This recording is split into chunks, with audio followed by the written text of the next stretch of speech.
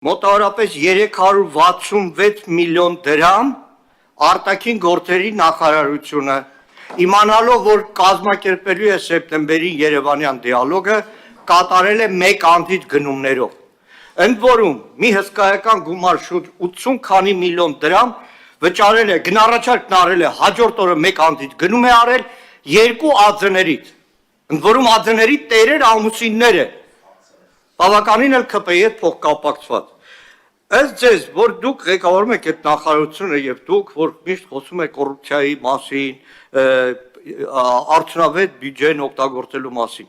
նորմալ համարում եք, որ մի քանի ամիս առաջ նախատեսված համաժողովի 366 միլիոն դրամի ծախսերը կատարվել են մեկ անդիդ գնումներով, ընդ որում երկու ԱԶ-ներին մոտ 80 միլիոն դրամի չափով եւ դրա համար մրցույթ չեն հայտարարվել, հիմա էլ կարող է այս տարվանն էլ Երևանյան երկխոսությունը մեկ անդից լինի։